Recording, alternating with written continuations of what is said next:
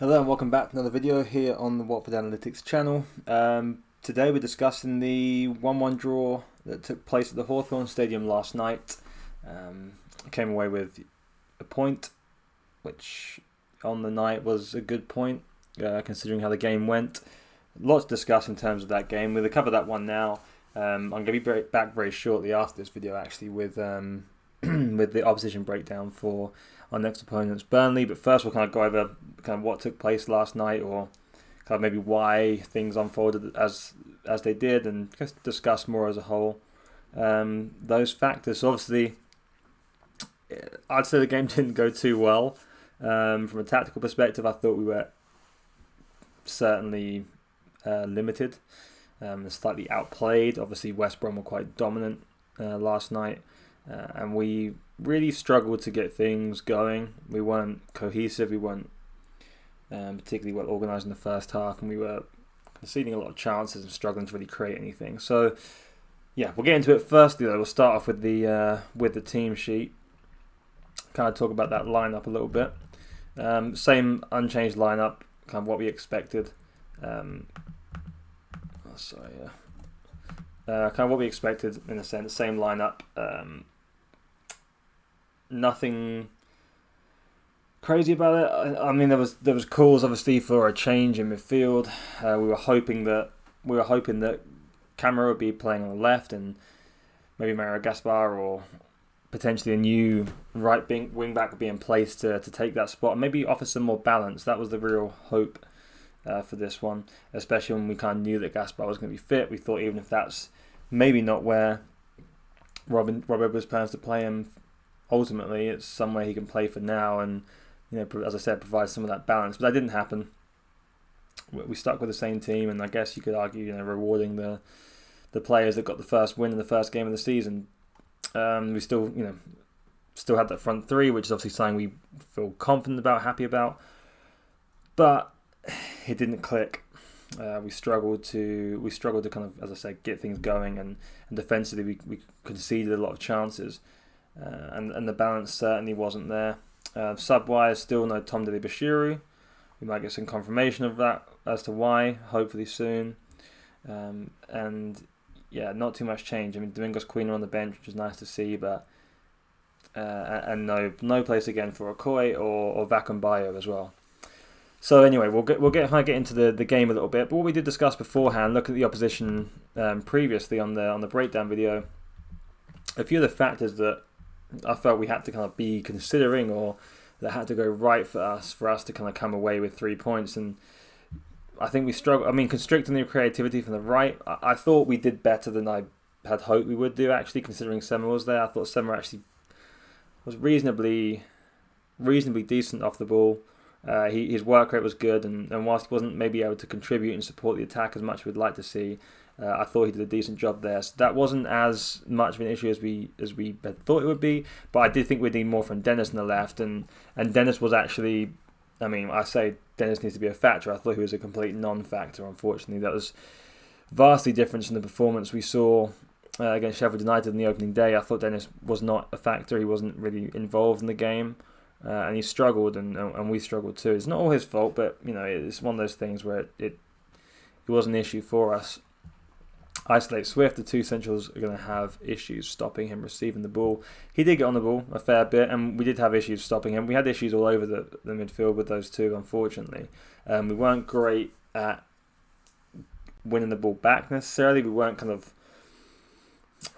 breaking up the play of West Brom. We were chasing shadows quite a lot. They did support in the press a little bit, but our pressing was way off. It was much worse than Sheffield United. West Brom were a better team, but we just struggled there. And then the last one, protecting the outside centre-backs. Can we stop them getting isolated? No, we couldn't, really, especially Cabaselli's side. Kamara, I thought, had a poor game. And Cabaselli's side was exposed a bit. And, what we talked about, defending in space, it's an issue. It's an issue for us, especially on the right-hand side right now. We have issues at both sides on the outside, but right-hand side, I'm concerned about space. Left-hand side, a little bit concerned about the balance and distribution and progression. And that's the next point of those centre-backs. Ball progression, it was non-existent. We weren't able to get balls forward. We weren't able to progress the ball from defence. We talked about all pre-season.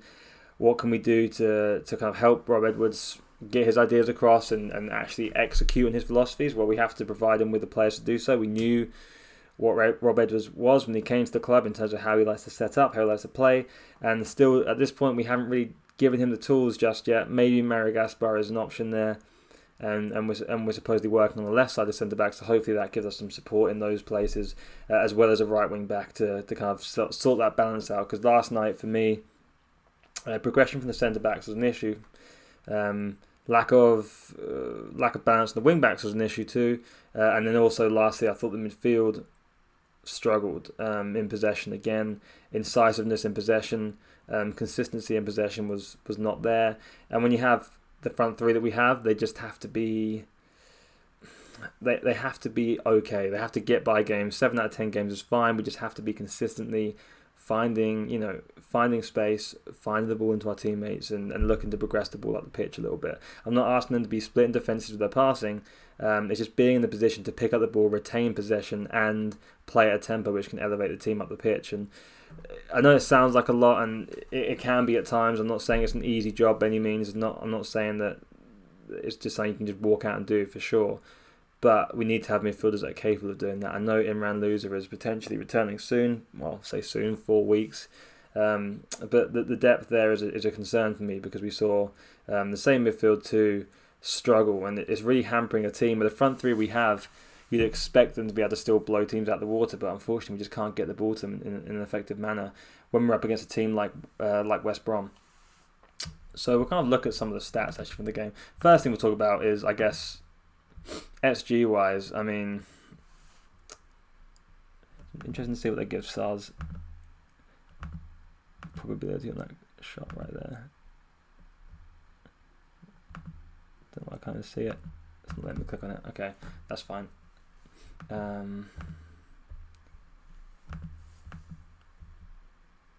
Okay. Anyway, sorry, I'm not gonna get too caught up on that. But yeah, XG overall, info goal. We have a decent model rated this, valued this at 3.06. For West Brom to Watford's 1.03, and that's also including the penalty as well, with a 77% probability. A few other chances around that. Ismail Assar again, Yao Pedro, and then Hassan Kamara had that volley as well. Or was it? They had a shot across goal that wasn't quite on, and yeah, it's clearly on the night. Compared to West Brom, you look at the high quality chances they had in the positions they did. It's we were very lucky to get away without conceding more. Dan Backman was very good in goal yesterday, and that was extremely helpful for us, because ultimately it was a dominant display from West Brom from an attacking standpoint. They were able to consistently get efforts away and overpower us, which is disappointing to see. They were quite good, actually, I have to say, West Brom. So credit to them. And you look at the lineup too. They lined up as we expected. 4-2-3-1, and we talked about before the game too. What's the balance going to be for us? How do we defend against fullbacks and wingers? Well, we saw that, and we did struggle a bit there, especially on the right hand side at times. But then Diagana was a little bit more aggressive on the ball, carrying the ball. And the fullbacks were good too. Furlong got up and supported quite well, and made it quite difficult for Sema to advance as well. And Dennis, as I said, non-factor, which is a real shame. And I think something really interesting to point out here is attack and momentum of the two teams. Now, obviously, Watford at the bottom there, and West Brom, and a couple of minor spikes, but I mean, it says it all really in terms of the flow of the game and the dominance that West Brom exhibited in their first home match this season. It was unmatched, and we really struggled to come close to them in that sense. And we have to ask ourselves the question of why. I'm sure Rob is doing so with the team, his coaches, and the team, and I think he'll probably know. I think it's clear that we need some assistance, we need some support. You just kind of look through some of the numbers here. The shots on target. Obviously, West Brom going to lead those quite heavily. Had 19 shots, 7 of those being on target. They had 12 corners to our 0. We gave away 13 fouls. 3 big chances to 1, 3 big chances missed to 1. We had a few counter-attacks, obviously, because we were under the pressure. Our attacks came through counter-attacks. West Brom didn't have one. We didn't have any sort of positional attacks at all. They had 17 shots inside of our box, which is concerning. 17 shots inside the box, and they had a lot of set pieces, which also plays a part in that. But 17 shots inside of our box, and we have 3 centre-backs is not ideal, although Francisco Siriati did a monumental amount of clearing inside the box last night, as we'll see shortly. And yeah, it's not ideal. Look at pass accuracy, 60%. 147 passes to West Brom's 435, and we expected to be a little bit less of possession, be a little bit robust, conservative in certain aspects, but 60% is very low. That's a concerningly low pass percentage. It's not everything in games. We know that there's nuance to these things, but 60%, you're struggling in possession. Sorry, I've got a dog underneath me here. And that was pretty clear. Throughout the game we struggled there. 6 crosses into the box and only one of them connected. 17% success. We carried the ball as we expected. We said before the game we're going to carry the ball, and that's our best route of progression right now. And that's kind of the only way we're able to transition the ball and get up the pitch. But that's kind of where we're at right now. At least we were last night as well, and then clearances and stuff as well. You look at tackles, interceptions, clearances were kind of quite far ahead, especially clearances. 7 clearances the West Brom were forced into to our 38. I feel like most of those are Siriata as well. Kind of looking at the individuals, you got some rating here. I actually don't mind the SofaScore ratings of the players. I think generally they come up pretty accurate. Yeah, so we'll look at the statistics a little bit more individually. Actually, kind of curious. 1 sec. Yeah, so Tom Cleverley, look at the heat map there. Covered decent ground. There's a few things individually. Singular pass accuracy, 67%.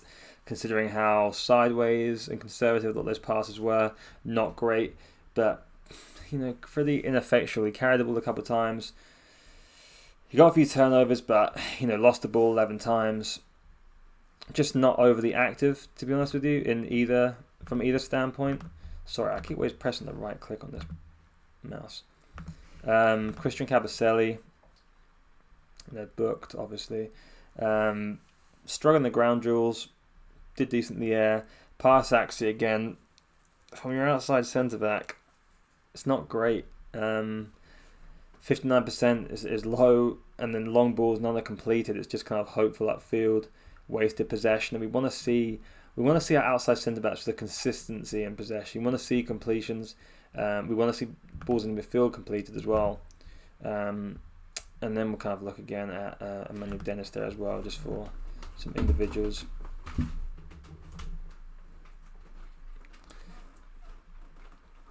Zero shots, 4 dribbles, 1 successful, 34 touches, 67% pass accuracy. Had 2 key passes in there. He was our 1 successful cross, came from Emmanuel Dennis. Not great in his ground duels. Turned the ball over 19 times, which is not fantastic. He had 34 touches and gave the ball away 19 times. Not great. And you see his heat map. He's relatively active, but not asserting himself particularly in any one position. We talk about some positives though. We should touch on the positives real quick, of course. I don't want to just be completely negative.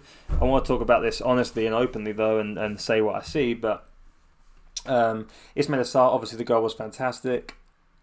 Excellent bit of quality from Ismail Assar. I thought he was better last night. Looked a little sharper. Still want to see him running at his man a bit more. Even last night after the goal, you still thought that might kind of give him a little bit of a boost and he might start to open himself up a little bit, take players on, but he was a little bit stagnant at times. However, he did, chase the ball down well for the goal that led to the penalty, or for the run that led to the penalty. Guys, stop it! It's dog and cat, I tell you. So yeah, he was active there, showed a burst of pace, and we don't have to talk about the penalty. We all kind of understand the disappointment there. But he was better, and I hope that if we are going to keep him around, we start to see a little bit more of that, a little bit more activity in him in forward areas, carrying the ball, taking players on, and being more positive, because we need that from Sarr. That's where his value is. And had 3 shots, carried the ball a little bit, efficient in possession, turned the ball over 8 times, but still not the worst. He was decent.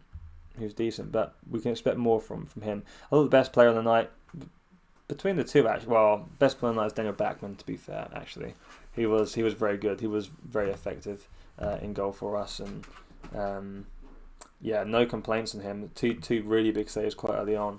Stopped us going behind quite early in the game. Francisco Sirialta, I thought, was really dominant again. Unfortunately, went off with an injury, which he'll now be a concern for Friday, I'm sure, which is a big shame, because I think he's been our best defender so far this season. Clearances 15, aerial duels 1-6, possession lost 5 times, but he said about playing long. That's not bad at all. 4 balls, long balls 2 completed, accuracy 71%. Yeah, just a dominant display. I thought, again, really, really dominant tackling, clearing the ball. I say tackles, 0 tackles last night, but just getting there and winning the ball, recovering the ball, and being able to clear it, really positive. So I like that. And then Pedro as well, I thought was able to influence the game as well as he could. And look at the heat map from Pedro. He's having to come and defend so deep at times, but that was what he was asked to do. He's playing as somewhat of a false 9, number 10, however you want to describe it, and he's coming back to support his teammates off the ball as well, which we appreciate from Pedro. Obviously he's instructed to do so, and that's kind of his role, is to be that link between the two. And unfortunately for him, despite putting the effort in and being in the right position, he was unable to be found too often. He tried to play the ball forward, he tried to be aggressive, didn't always work for him, but he was able to be creative. When he got the ball, you felt like there's an opportunity, things could happen. And whilst it's not necessarily reflected in his stats, apart from maybe his ground duels there, he was someone that was somewhat of an instigator and someone that could make things happen for us. And you saw a touch of his quality and his ability. And yeah, we feel good on Pedro. So hopefully, again, we get to see more of him. Play with some productive players around him and find a way to get him involved even more. We'll have a look at a bit more at the statistics here. We'll isolate Watford a second. Tackles, pass accuracy. Sorry, this cat is a problem. I don't even know where he is. Apologies for this.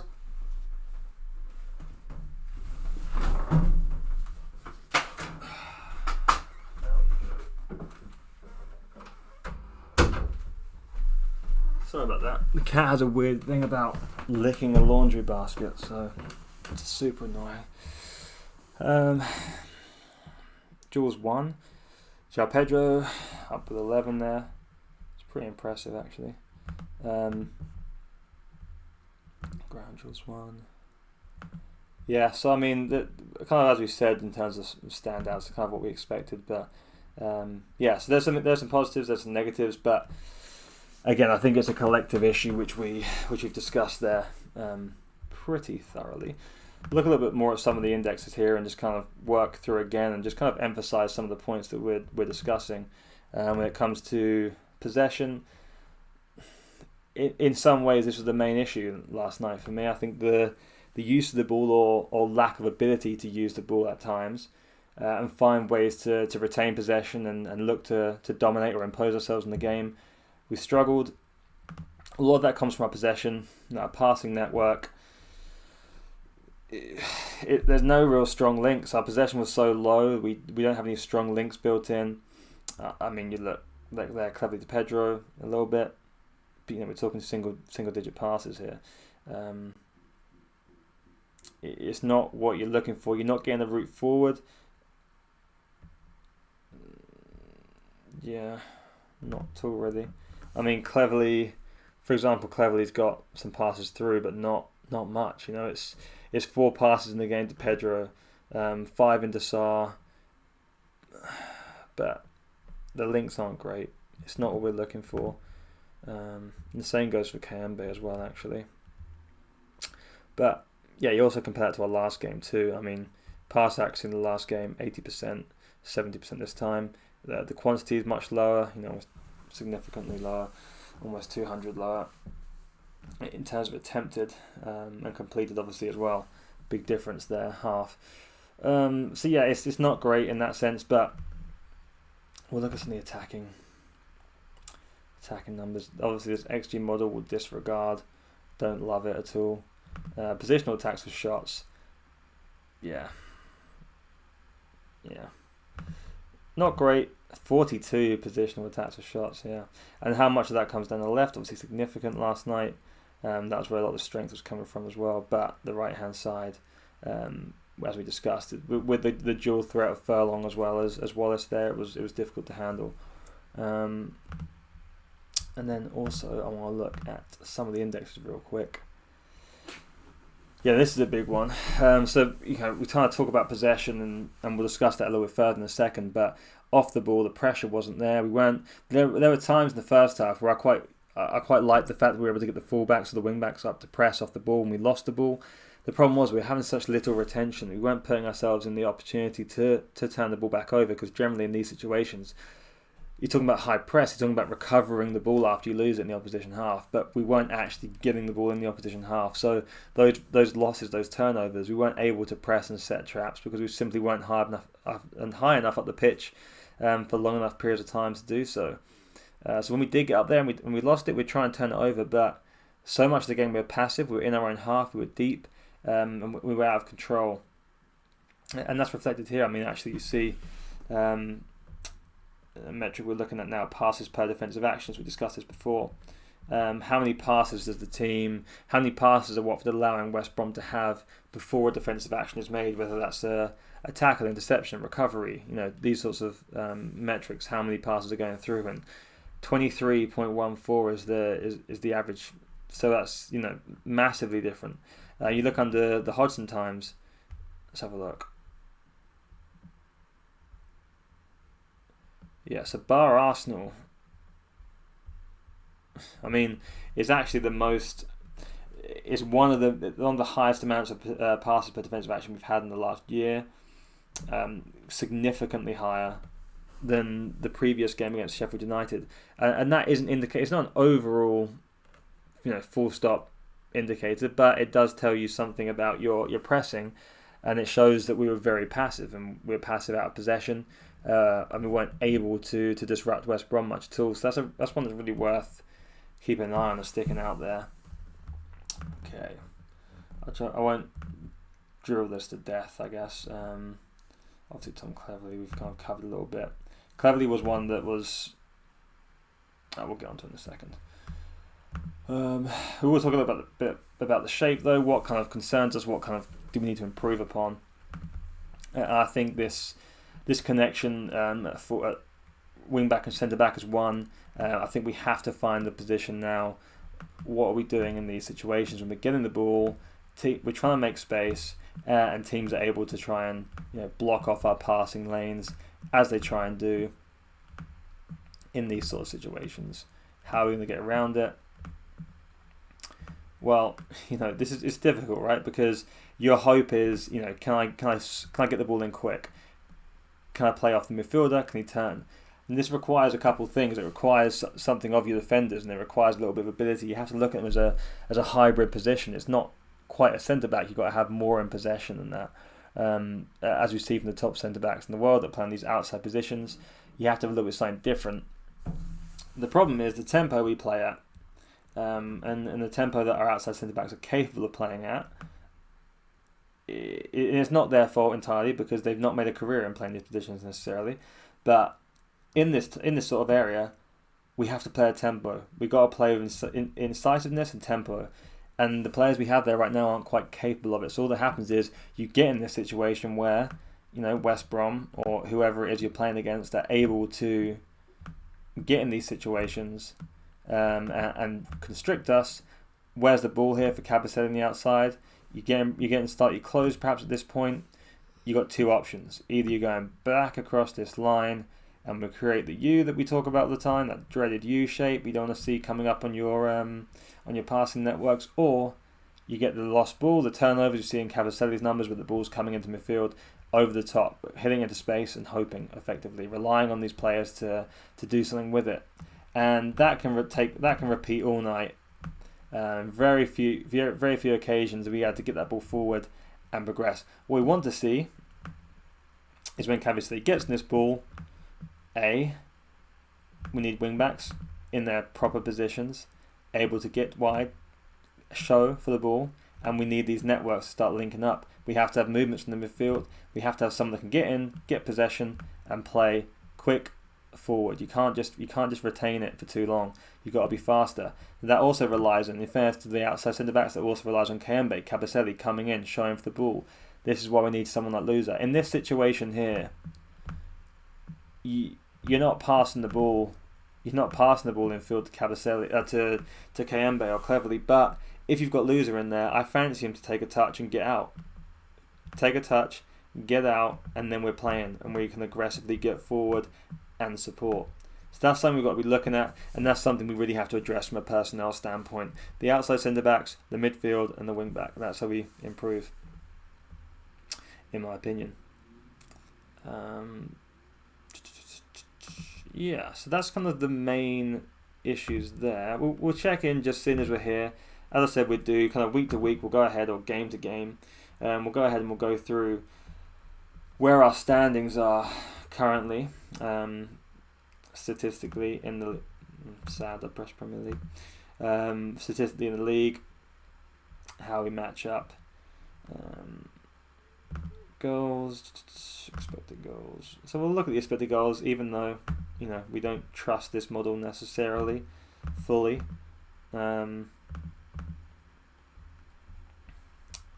Yeah.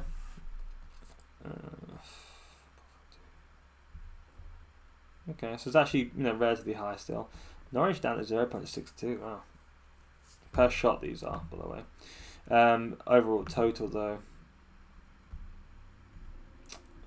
we're about middle of the pack. 1.99. Expected goals against per shot. Let's have a look. Decent. Overall, not great. I mean, a lot of that's down to last night, obviously, and yeah. Also, we had 30% ball possession, which is crazy last night. But anyway, crosses, dribbling. See where we are after last night. So success has gone down, obviously. Attempts are still up towards the top. We've dropped a couple. And then we'll look at construction quick. I'm curious to see where we're going to be in the passes per possession. Yeah, I mean, the quantity has certainly gone down, obviously. Still long passes relatively high. And deep completions relatively high, which I'm a little bit surprised at.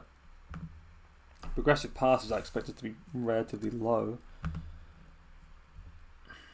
Yeah. So progressive passes, which is, again, it's kind of discussing some of the issues we're talking about there.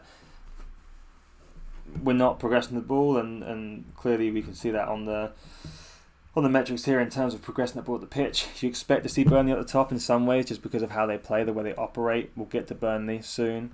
But yeah, we're kind of right towards the bottom third of the table there in that regard. Then passes per defensive action against, that's not what I want. Defense. So we actually allowed, so far we are, I think after last night, it's kind of brought our average down quite a lot, or up I should say, brings us to 15.8 allowed. It shows that she puts the team you're around there. I mean, it's what we shouldn't be looking at. It's not how we look to operate. So that's going to be rectified fairly soon. So yeah, I think that pretty much covers the fallout of last night's game. Well, I mean, in some ways, as I said, I think the recruitment has to improve. We have to support Rob Edwards. There's been a lot of negativity. I've seen people say that people are questioning Edwards already. I don't think that's really happening. Give him time, give him the opportunity, give him the players to do so. Allow him to develop his team. There are elements there to be hopeful about. I still think the back three is the way to go for him. I don't think we should change shape yet. I think we should just supply him with the ability to play in the way that he wants to. We knew what he was and he brought him in, given the chance to do that. Recruitment stuff, we've got to be smart. We've got to find ways to be active in the market and fill some of these holes. It's not terrible. It's not, we got away with the point. We snatched the point. We didn't deserve it.